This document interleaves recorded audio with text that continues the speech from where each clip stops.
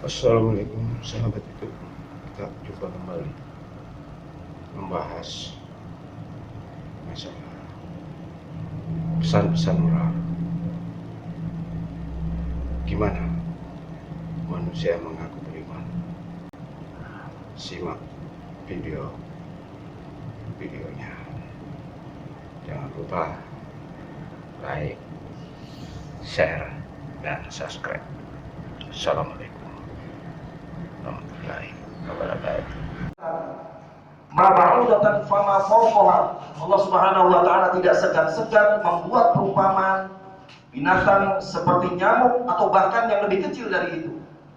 Hari ini, detik ini kita menyaksikan bahwa ada makhluk Allah Subhanahu wa taala yang lain yang kecil, tidak bisa kita lihat dengan mata telanjang, terkenal dengan nama yang keren, Corona, COVID-19.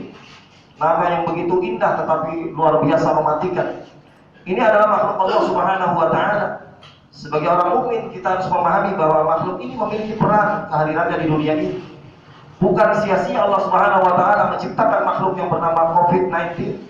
Tetapi di sini ada yang harus kita tadabburi, ada yang harus kita simak, dan ada yang harus kita pahami. Kenapa Allah Subhanahu wa taala menghadirkan COVID-19 di akhir zaman ini?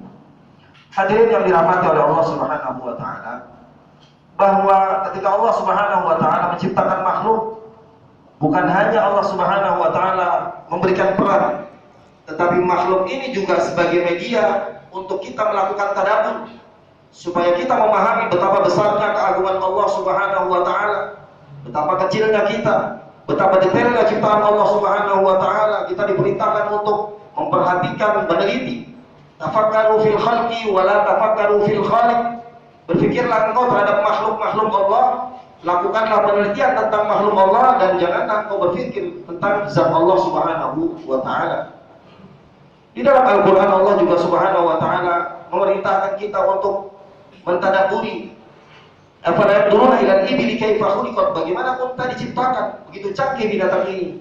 Maka dalam kondisi seperti sekarang ini, dalam kondisi krisis seperti sekarang ini, marilah kita sama-sama menjadikan virus COVID-19 ini sebagai media untuk senantiasa mendekatkan diri kepada Allah, mengambil ibrah dari peristiwa ini sehingga kita menjadi orang-orang yang beriman. Kita juga mengatakan bahwa ini adalah kebenaran dari Allah Subhanahu wa taala, dan mudah-mudahan musibah yang terjadi pada diri kita ini menjadi sarana untuk diampuninya dosa-dosa kita dan mendekatkan diri kepada Allah Subhanahu wa taala. Hadirin yang dirahmati oleh Allah Subhanahu wa taala, ada 4 hal yang bisa kita jadikan sebagai bahan renungan dengan tersebarnya virus COVID-19.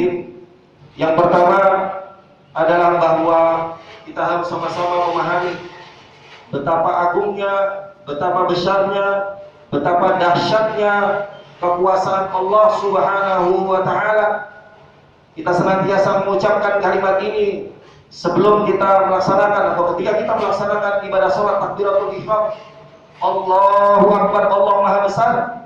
Hanya dengan makhluk yang tidak kelihatan inilah dunia menjadi goncang, ekonomi menjadi tidak karuan, manusia menjadi goncang, manusia menjadi takut. Hanya dengan ciptaan makhluk yang tidak kelihatan.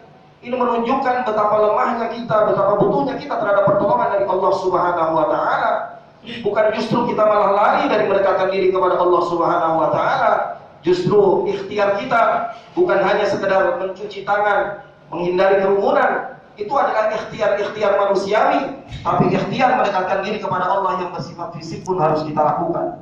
Kita harus memperbanyak sedekah kepada fakir miskin, harus memperbanyak ibadah kita, harus menyantuni anak yatim, harus mendekatkan ibadah kepada Allah Subhanahu wa taala dengan hal-hal yang diperintahkan oleh Allah Subhanahu wa taala, dan kita serahkan urusannya hanya kepada Allah Subhanahu wa taala.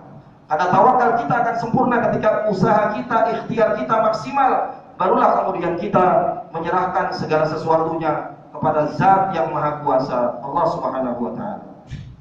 Yang kedua, hadirin yang dirahmati oleh Allah Subhanahu wa taala, COVID-19 memberikan peringatan kepada kita betapa dekatnya kita dengan kematian.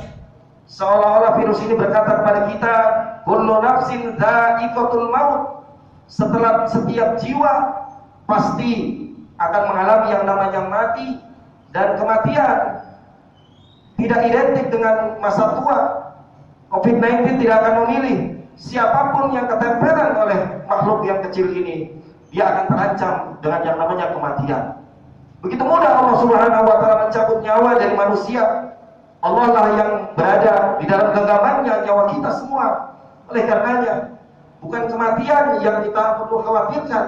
Yang harus kita khawatirkan adalah seberapa banyak, seberapa sempurna dan siap bekal kita di dalam menyongsong kematian menghadap Allah Subhanahu wa taala. Karena syarat kita menjadi orang yang bertakwa adalah senantiasa al-isti'dadu liyaumir rahim, mempersiapkan diri kapanpun, dimanapun kita harus senantiasa mempersiapkan diri. Oleh karenanya, marilah kita senantiasa tidak menjadikan usia muda kita, tidak menjadikan keadaan kita yang sehat, bahwa kita tidak akan tertimpa yang namanya musibah mati. Oleh karenanya kematian pasti akan menimpa kita semua. Oleh karenanya wa tazawwadu, berbekalah kalian, fa inna khairaz zadi taqwa wattaqun ya ulil albab. Yang ketiga, hadirin yang dirahmati oleh Allah Subhanahu wa taala, kesadaran akan pentingnya integrasi ilmu, bahwa seluruh ilmu yang ada di dunia ini adalah milik Allah Subhanahu wa taala. Tidak ada dikotomi, ini ilmu agama, ini ilmu dunia, semua ilmu milik Allah Subhanahu wa taala. Lahu ma fis samawati wa ma fil ardi wa ma tahtas thara. Yang ada di langit, yang ada di dunia ini, dan yang ada di bawah tanah adalah milik Allah semua. Semuanya termasuk di dalamnya ilmu pengetahuan. Maka tidak ada ilmu dunia, tidak ada ilmu akhirat. Oleh karenanya, di dalam menghadapi virus COVID-19 ini, kita tidak hanya berpedoman kepada ilmu-ilmu agama, al-ayah an-naqliyah, tetapi harus diintegrasikan antara pemahaman agama sebagai benteng keimanan kita. Pemahaman kita tentang ilmu kesehatan sebagai eksekusi bagaimana caranya mencegah agar supaya kita tidak terpapar virus corona ini. Dan ilmu sosiologi itu menjadikan kita kompak dalam menghadapi musibah yang menimpa kita sebagai umat Islam di bumi Indonesia ini. Dan yang keempat, hadirin yang dirahmati oleh Allah Subhanahu wa taala, bahwa salah satu tanda-tanda keimanan seseorang itu adalah senantiasa menjaga kebersihan. An-nadhafatu minal iman. Innallaha yuhibbut tawwabin wa yuhibbul mutatahhirin. Innallaha yuhibbul mutahhirin. Allah Subhanahu wa taala mencintai orang-orang yang senantiasa mensucikan diri, membersihkan diri baik secara fisik maupun secara batin. Setiap kita sholat ada syariat yang namanya syariat wudu. Ini tidak hanya sekedar menggugurkan dosa, tetapi juga membersihkan secara fisik kuman-kuman yang ada di dalam badan kita. Oleh karenanya, semangat untuk melakukan pembersihan diri baik secara batin maupun secara zahir haruslah kita jaga sekarang dalam kondisi yang krisis ini selama 24 jam. Tidak hanya ketika kita sholat saja, bahkan kalau bisa ada ulama yang menganjurkan supaya kita sebagai kaum muslimin menjaga wudu agar supaya kita mendapatkan perlindungan dari perbuatan-perbuatan maksiat, dan yang kedua kita mendapatkan perlindungan dari hal-hal yang merupakan ciptaan Allah Subhanahu wa taala.